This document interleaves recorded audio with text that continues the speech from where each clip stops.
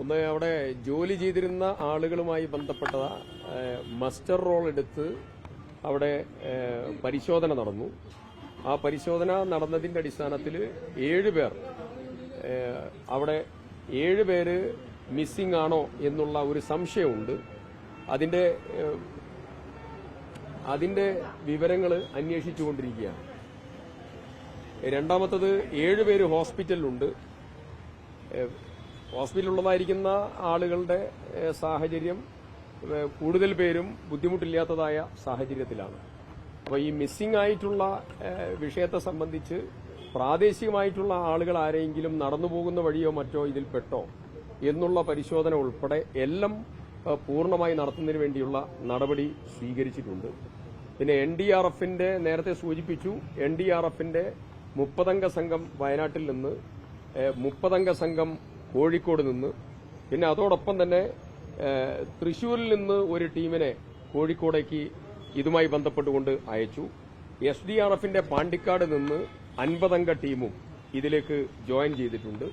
പിന്നെ civil defence വോളണ്ടിയേഴ്സിന്റെ 100 അംഗങ്ങളുടെ ടീമും ഇതിന്റെ ഭാഗമായിട്ടുള്ള പ്രവർത്തനത്തിൽ അവിടെ എത്തി അവർ വ്യാപൃതരായിട്ടുണ്ട്. ആവശ്യത്തിനുള്ളതായിരിക്കുന്ന എക്യുപ്മെന്റ്സ് മുഴുവൻ സ്ട്രീംലൈൻ ചെയ്യാനുള്ള ഡയറക്ഷൻ കൊടുത്തു. അത് അവിടെ നടന്നുകൊണ്ടിരിക്കുകയാണ്. അഡീഷണൽ ആയിട്ടുള്ള എക്യുപ്മെന്റ്സിനുള്ള നടപടികളും ക്രമീകരിച്ചിട്ടുണ്ട്. പിന്നെ ഡിഫൻസ് സെക്യൂരിറ്റി ഫോഴ്സിന്റെ 100 അംഗങ്ങളുടെ ഒരു ടീമിനെ സ്റ്റാൻഡ് ബൈ ആയി നിർത്തിയിട്ടുണ്ട്.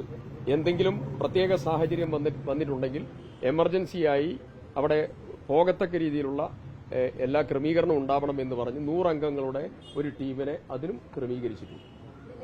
അലർട്ടിന്റെ കാര്യത്തിൽ ഒരു കാലതാമസം കേന്ദ്ര കാലാവസ്ഥാ വകുപ്പ് പുറപ്പെടുവിച്ചതിലുണ്ടായിട്ടുണ്ടോ? കാരണം ഈ മണ്ണിടിച്ചിൽ ഉണ്ടാകുന്നത് വരെയും അവിടെ റെഡ് അലർട്ട് ഇല്ല, അതിനുശേഷമാണ് അവിടെ റെഡ് അലർട്ട്. ഈ മണ്ണിടിച്ചിൽ എന്നുള്ളതിന്റെ ഒരു വെർഷൻ വളരെ കൃത്യമായി നിങ്ങൾ കൈമാറണം എന്നുള്ളത് നിങ്ങളോട് പറയുന്നു.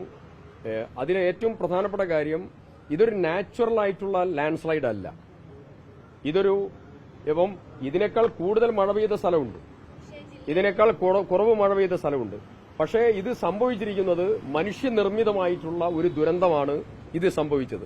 മുൻകൂട്ടി അലാം കൊടുത്തു മാറ്റണം എന്നുള്ളത് പറഞ്ഞു. ആ നിർദ്ദേശം പാലിക്കാത്തത് കൊണ്ടുണ്ടായ ഒരു അപകടമാണ്. അത് ഗൌരവമുള്ള കാര്യമാണ്. രണ്ടാമത്തെ കാര്യം, കലക്ടറേറ്റിലെ മീറ്റിംഗിൽ, ഇന്നലെ നടന്ന മീറ്റിംഗിലും മുമ്പ് നടന്ന മീറ്റിംഗുകളിലും ഞാൻ സ്ഥലത്ത് പോയി ടൌൺഷിപ്പിൽ പലയിടത്തായി ഇതുപോലെ മണ്ണ് കൂട്ടിയിട്ടുണ്ട്. അത് ഊരാലുങ്കലിനോട് പറഞ്ഞിട്ട് അവർ ചെയ്യാം എന്ന് പറഞ്ഞു. ഒരു തവണ ടൌൺഷിപ്പിനടുത്തുള്ള വീടുകളിൽ രാത്രി മുഴുവൻ വെള്ളം കയറുന്ന സാഹചര്യം ഉണ്ടായി. അർദ്ധരാത്രിയിൽ ആളുകൾ പാനിക്കാവുന്ന സാഹചര്യം ഉണ്ടായി. അത് പിറ്റേ ദിവസം ഉച്ചയോടുകൂടിയാണ് ആ ചെളിയും മറ്റും ഒഴിവാക്കി ഡ്രൈൻ ഒരുവിധം ക്ലിയറാക്കി പോകാൻ പറ്റിയത്. ഇന്ന് കർക്കശമായ നിർദ്ദേശം കൊടുത്തിട്ടുണ്ട്. ടൌൺഷിപ്പിലെ മണ്ണ് നിർബന്ധമായും അവിടെ നിന്ന് സുരക്ഷിതമായി മാറ്റി ക്രമീകരിക്കണം എന്നുള്ള കർക്കശമായ ഡയറക്ഷൻ കൊടുത്തിട്ടുണ്ട്. അത് പാലിക്കപ്പെട്ടേ പറ്റൂ. അതിലൊരു വിട്ടുവീഴ്ചയും ഉണ്ടാവില്ല.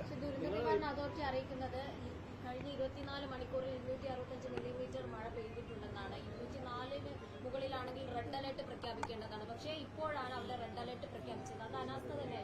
226 മില്ലിമീറ്റർ മഴ രാവിലെ 8:30 അവിടെ ഉണ്ടായിട്ടുണ്ട്. അതിനുശേഷം പിന്നെ 50 മില്ലിമീറ്റർ മഴ പെയ്തിട്ടുണ്ട്. ഉച്ചയ്ക്ക് 12:30 മണിക്കാണ് റെഡ് അലർട്ട് അവിടെ വന്നിട്ടുള്ളത്, റെഡ് അലർട്ട് കടന്നു വന്നിട്ടുള്ളത്. അതുമായി ബന്ധപ്പെട്ടതായിരിക്കുന്ന എന്തെങ്കിലും കാര്യം ഉണ്ടെങ്കിൽ പരിശോധിക്കാം. അത്രയും എങ്ങനെയെന്നുള്ളത് ഒന്ന് ഉദ്യോഗസ്ഥരോട് ഇത് ക്രമീകരിക്കാൻ വേണ്ടി പറഞ്ഞിട്ടുണ്ട്. CMന്റെ ഓഫീസും റവന്യൂ മിനിസ്റ്ററുടെ ഓഫീസും അത് കോർഡിനേറ്റ് ചെയ്തു. അവിടെയുള്ള തൊഴിലാളികളുമായി ബന്ധപ്പെട്ട കാര്യങ്ങളാണ് പറഞ്ഞിട്ടുള്ളത്. അത് പരിശോധിച്ചുകൊണ്ടിരിക്കുകയാണ്. അങ്ങനെ കാര്യങ്ങൾ നടന്നുകൊണ്ട് നിർമ്മാണ പ്രവൃത്തി നടന്നിട്ടില്ല എന്നുള്ളതാണ് കലക്ടർ നൽകിയിട്ടുള്ള വിവരം. അതിൽ അവിടെ ഈ വെള്ളം വന്ന സമയത്ത് അത് പോകാനുള്ള വഴിയൊരുക്കുന്ന പ്രവർത്തനങ്ങളിൽ വ്യാപൃതരായി എന്നുള്ളതാണ് പറഞ്ഞിട്ടുള്ളത്. എന്താണ് എന്നുള്ളത് പരിശോധിച്ചതിന് ശേഷം കൃത്യമായിട്ടുള്ള മറുപടി പറയാം. ഇന്ന് തന്നെ സംഭവസ്ഥലത്തെത്തും.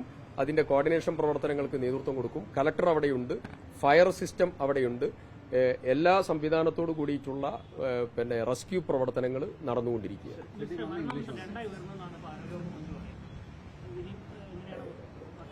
ഡിക്ലെയർ ചെയ്യാത്തതിലേക്ക് അത് ഒന്ന് പരിശോധിച്ചതിന് ശേഷം പറയാം.